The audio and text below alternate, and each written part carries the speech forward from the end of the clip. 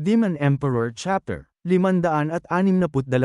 Ang nakaraan. Galit na galit si Huyu na tinawag ang kanyang alagad para pumunta sa opisina ng mga trabahador.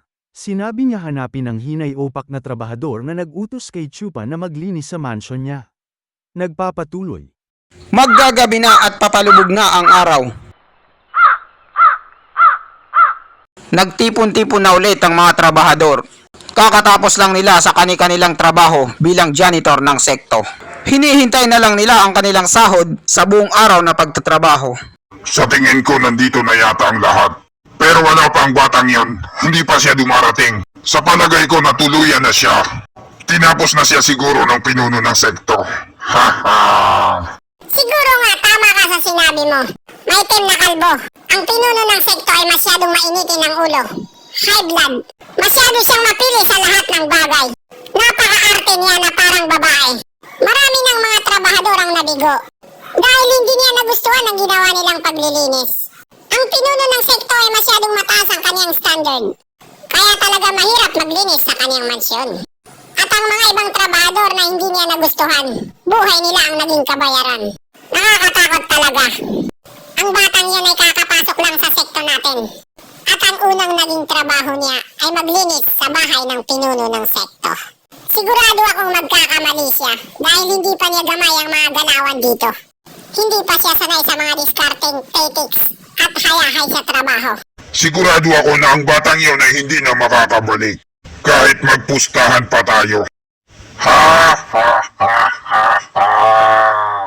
Ha ha ha ha! Huwag kayong pakampante. Hindi natin alam ang pwedeng mangyari. Ha ha ha ha ha! Ha ha ha!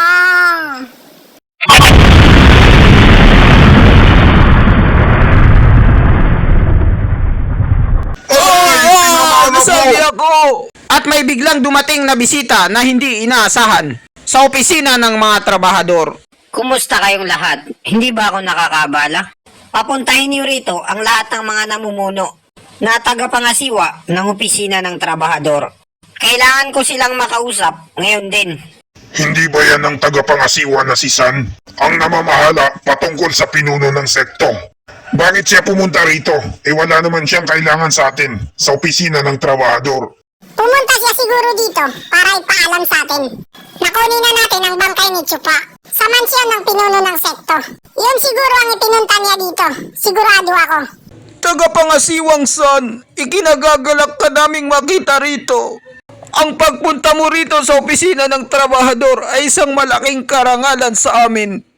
Ako nga pala si Ewan Sinigang, ang namamahala rito sa opisina ng trabahador. Kupal ka! Hindi ka bang tinatawag ko rito? Akala mo hindi ko alam kung sinong totoong namumuno rito sa opisina ng trabahador? Isa ka lamang taw-tauhan na tinatawag na manager. Pero ang totoo, hindi ka ang manager dito. Kaya tawagin mo na rito si Willing na makapalang muka at saka si Kuilang na maitim na kalbo. Dahil sila ang totoong bossing dito. Hindi ikaw, impostor ka. Magandang hapon, tagapangasiwang San. Pasensya na kung hindi ka namin nabati agad sa pagdating mo. Ano po ang sadya niyo rito at gusto niyong iutos sa amin? Iutos? Wala akong balak iutos sa inyo. At kailanman, wala akong balak gawin yun. Dahil kapag inutusan ko kayo, tiyak na malalagay sa alanganin o peligro ang buhay ko. Baka ipahamak niyo lang ako at hindi ako abutan ng bukas. Idamay niyo pa ako sa mga kalokohan niyo. Dahil malapit na kayong mapunta sa kabilang mundo. Anong klaseng mag-aaral ang pinadala niyo doon para magwalis sa mansyon ng pinuno ng sekto? Hindi siya marunong magwalis o maglinis. Ang bobo niya! Sinira niya ang mga gamit ng pinuno ng sekto. Nagkalat siya doon at nagtae. Halos gibain niya na ang buong mansyon ng pinuno ng sekto. Tamang-tama po kayo, Sir San. Kasalanan namin. Patawarin niyo na po kami at huwag na kayong magalit.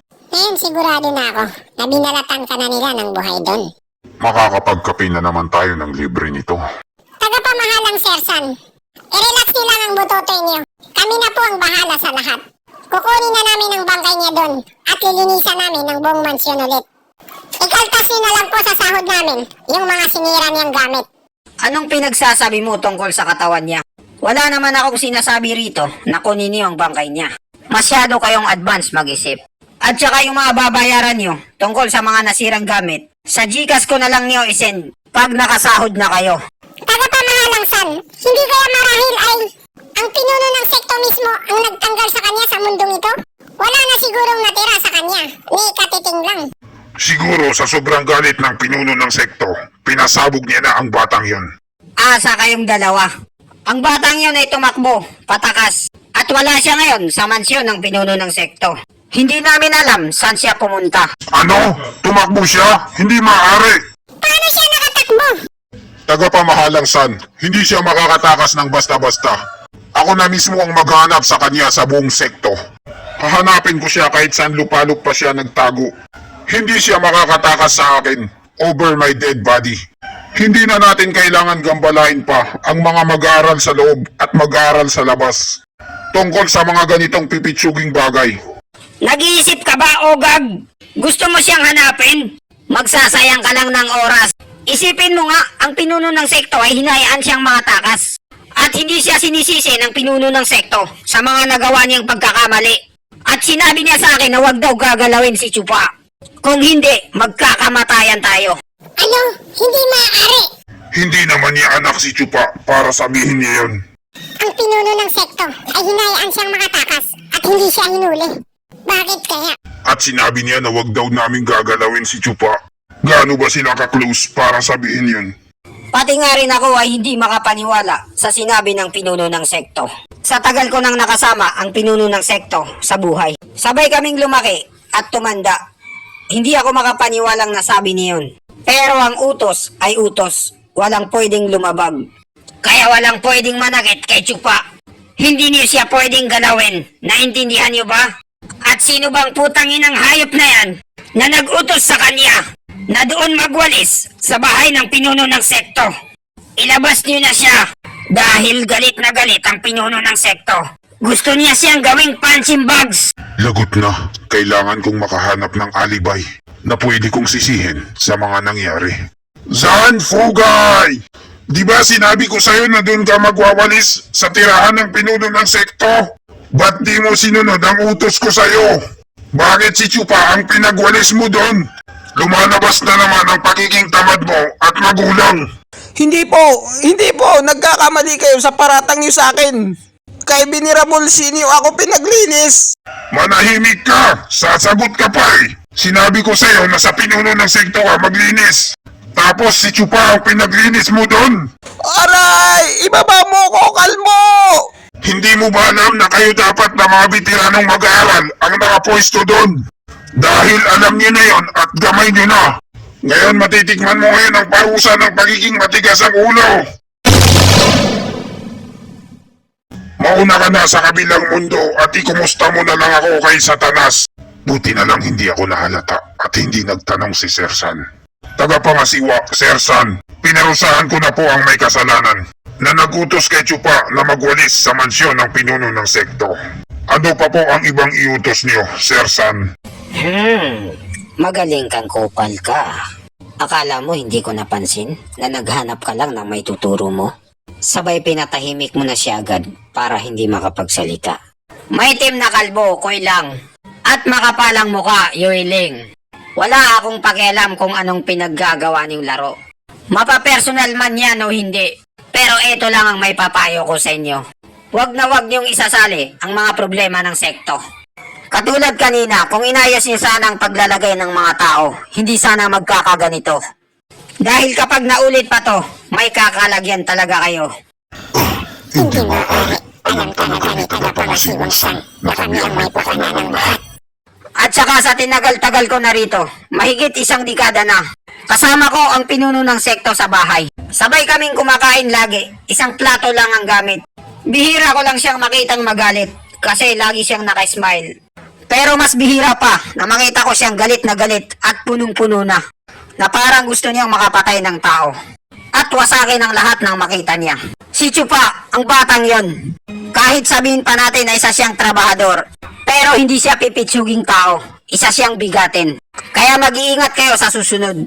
Dahil hindi niyo alam kung anong totoong pagkatao niya. Talagang binabalaan na kami ni Tagapangasiwang San na huwag gagalawin si Chupa. Kailangan mo muna naming maglaylo dahil masyado na kaming mainit sa sekto. O siya na, alis na ako dahil nahuli na ang salarin. At naparusahan na rin ito. Ang kailangan ko na lang gawin ay paalam kung anong mga nangyari sa pinuno ng sekto. Paalam, magpakabait kayo at huwag magpasaway. Mag-iingat din po kayo, Tagapamahalang San. Nakakatakot talagang nangyari sa atin ngayong araw na to. Munti ka na tayong maging kwento na lang. Hindi basta-basta ang kapit ni Chupa sa sekto. Dahil pati ang pinuno ng sekto ay hindi siya kayang saktan. Sinabi ko na kasi sa inyo na si Chupa ay hindi basta-basta at pipitsugin. Ayaw niyo kasing maniwala sa akin. Ang titigas ng ulo niyo. Ano ngayon ang napala niyo? Manahimik kang matanda ka! Isarado mo yung bibig mo kung wala kang magandang sasabihin. At dito nagtatapos ang chapter 562. Maraming salamat po sa panunood nyo. Mag-subscribe para laging updated sa buhay ni Chupa.